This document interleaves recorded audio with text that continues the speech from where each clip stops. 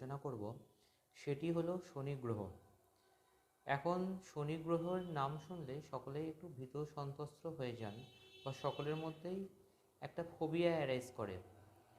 তো এই যে দ্বাদশটি রাশি রয়েছে, যে মেষ, বৃষ, মিথুন, কর্কট, সিংহ, কন্যা, তুলা, বৃশ্চিক, ধনু, মকর, কুম্ভ, মীন, এই দ্বাদশটি রাশির মধ্যে মকর ও কুম্ভ রাশির অধিপতি হলো শনি গ্রহ বা কেপ্রিকর্ন বা অ্যাকোয়ারিয়াস, এই দুটো যে মুন সাইন রয়েছে তার রুলিং প্ল্যানেট হলো স্যাটার্ন বা শনি। শনি গ্রহের আরেকটি নাম হলো শনৈশ্বর, কারণ শনি খুব ধীর গতিতে খুব কক্ষপথ পরিক্রমা করে। এই যে দ্বাদশটি রাশি রয়েছে, এই দ্বাদশটি রাশি পরিক্রমা করতে শনির লাগে 29.5 বছর, বা শনি এক একটি রাশিতে 2.5 বছর করে অবস্থান করে। বলা হয় শনিকে শীতল গ্রহ বা শুষ্ক গ্রহ, শনিকে মৃত্যুর কারক গ্রহ বলা হয় বা শনিকে যমও বলা হয়, এবং এটাও বলা হয় যে রুদ্র দেবতার কাজ শনি গ্রহ নির্বাহ করে। শনি হলো একটি অপরিবর্তনীয় গ্রহ বা গোপন স্বভাব বিশিষ্ট গ্রহ। শনি হলো সূর্যের পুত্র এবং তার পিতা সূর্যদেবের সাথে তার সবসময় একটি সংঘাত চলতে থাকে। কারণটা কি না, আপনারা যদি এই দ্বাদশটি রাশিকে অবজার্ভ করেন, দেখবেন শনি তো কুম্ভ রাশির রুলিং প্ল্যানেট, তার ঠিক অপোজিট অ্যাক্সিসে লিও মুন সাইন বা সিংহ রাশি, যার রুলিং প্ল্যানেট হলো সান বা রবি। তো দুজনের নেচার বা ক্যারেক্টার সম্পূর্ণ বিপরীত, এবং শনির সাথে চন্দ্রেরও কিন্তু সম্পর্ক ভালো নয়, কারণ মকর রাশির অধিপতি হলো শনি। উল্টো দিকে দেখুন, মকর রাশির একদম ঠিক বিপরীতে কর্কট রাশি অবস্থিত, যার রুলিং প্ল্যানেট হলো চন্দ্র বা মুন। তো শনির সাথে রবি, চন্দ্র বা মঙ্গলের সম্পর্ক কিন্তু একদমই ভালো নয়, এরা কিন্তু শনির শত্রু গ্রহ। এবং বলা হয় কারোর যদি জন্ম চার্টে বা ন্যাটাল চার্টে মেষ রাশিতে, কর্কট রাশিতে, সিংহ রাশিতে বা বৃশ্চিক রাশিতে শনি অবস্থান করে, তাহলে তাদের চার্টে কিন্তু শনির অবস্থান কোনোভাবেই ভালো ফললাভ দিয়ে থাকে না। এখন বৃষ রাশিতে কিংবা তুলা রাশিতে যদি শনি অবস্থান করে, তাহলে বলা হয় শনি হলো মিত্র ক্ষেত্রগত, কারণ বৃষ ও তুলা রাশির অধিপতি হলো শুক্র, এবং শুক্র হলো শনির মিত্র। আবার এটাও দেখা যায় যে মিথুন রাশি কিংবা কন্যা রাশিতে যদি শনি অবস্থান করে, তাহলেও বলা হয় শনি কিন্তু মিত্র ক্ষেত্রগত, কারণ মিথুন ও কন্যা রাশির অধিপতি হলো বুধ, যিনি কিনা শনির মিত্র গ্রহ। তো শনি থেকে যে শুধু দুঃখ, দারিদ্র, হতাশা, নৈরাশ্য, ডিপ্রেশন, মেলাঙ্কলি বা সলিটারিনেস, প্রোক্রাস্টিনেশন কাজ করে, নট দ্যাট। শনি যদি কারোর জন্ম চার্টে ভালো থাকে, তাহলে সেই জাতক বা জাতিকার জীবনে কিন্তু প্রভূত অর্থ দেয়।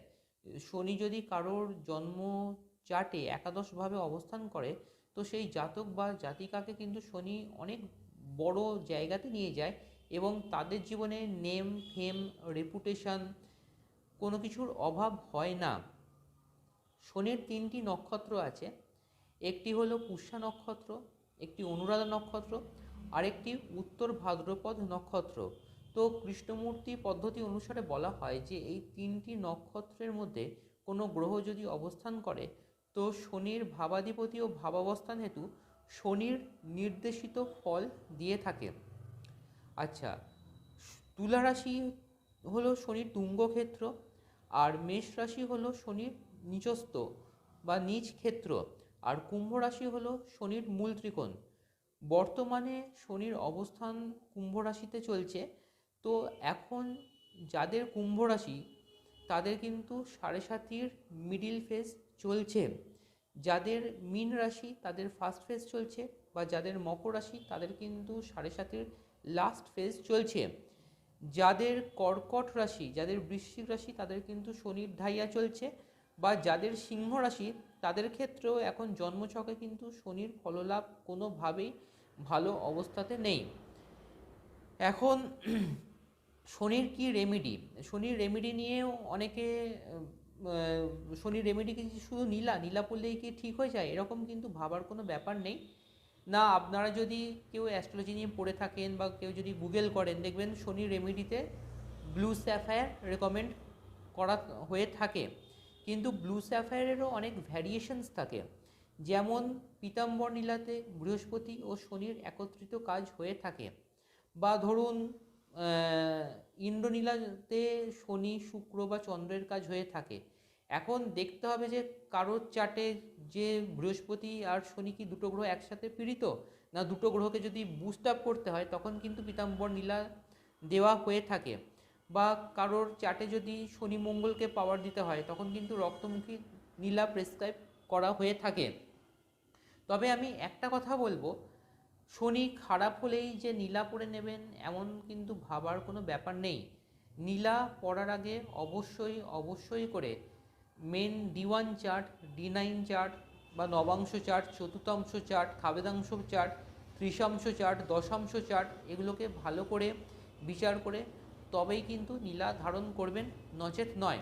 তবে সবথেকে যেটা সেফ রেমেডি হলো, যেটাতে শনির খুব ভালো কাজ হয়ে থাকে, না মঙ্গলবার আর শনিবার হনুমানজির সামনে যদি আপনারা 7 বার কিংবা 7 টাইমস করে ঘৃত প্রদীপ জেলে হনুমান চালিসা পাঠ করেন, তাহলে কিন্তু শনির যথেষ্ট কাজ হয়ে থাকে। অথবা আর একটা শনির খুব ভালো রেমেডি হলো, না মা দক্ষিণাকালীর মূর্তির সামনে মা দক্ষিণাকালীর বীজমন্ত্র জপ। মন্ত্রটি আমি একটু আপনাদের সাথে শেয়ার করে দিই। ওম ক্রিং ক্রিং ক্রিং হুং হুং হ্রিং হ্রিং দক্ষিণে কালীকে ক্রিং ক্রিং ক্রিং হুং হুং হ্রিং হ্রিং সোয়াহা। এই মন্ত্রটি 36 টাইমস করে চ্যান্ট করলেও কিন্তু যথেষ্ট ভালো কাজ হয়ে থাকে। বা আপনারা রেগুলার মহামৃত্যুঞ্জয় মন্ত্র অ্যাটলিস্ট 5 মিনিট, 10 মিনিট কিংবা 108 বার করেও চ্যান্ট করতে পারেন। ওম ত্রম্বকম যজামহে সুগন্ধিম পুষ্টিবর্ধনম উর্বারুকমিব ববন্ধনাত মৃত্যুর মোক্ষীয় ইয়ামৃতাত। এই মন্ত্রটিতেও কিন্তু শনি গ্রহের যথেষ্ট ভালো কাজ হয়ে থাকে। যারা নীলা পারচেস করতে পারছেন না তারা শ্বেতবেরেলা মূল পড়তে পারেন নীল সুতো দিয়ে, এতেও কিন্তু শনি গ্রহের যথেষ্ট ভালো কাজ হয়ে থাকে। বা অনেকে দেখবেন ঘোড়ার নালের আংটি পরে, যারা নীলা পড়তে পারছেন না, কারণ যেহেতু নীলা বা ব্লু স্যাফায়ার খুব কস্টলি জেমস্টোন, তারা কিন্তু ঘোড়ার নালের আংটিও পড়তে পারেন। তবে শুধু ঘোড়ার নালের আংটি পরলেই যে কাজ হবে, নট দ্যাট, কালো ঘোড়ার নাল হওয়া যায়। কালো ঘোড়ার নালের আংটিতে কিন্তু যথেষ্ট ভালো কাজ হয়ে থাকে। তো শনি গ্রহ নিয়ে এই তো কিছু তথ্য আপনাদের সামনে শেয়ার করলাম। দেখা হবে আপনাদের সাথে পরের ভিডিওতে। পরের ভিডিও আমার থাকছে বৃহস্পতি গ্রহ নিয়ে। আপনারা সবাই সুস্থ থাকুন, ভালো থাকুন এবং দেখা হচ্ছে পরের ভিডিওতে। নমস্কার।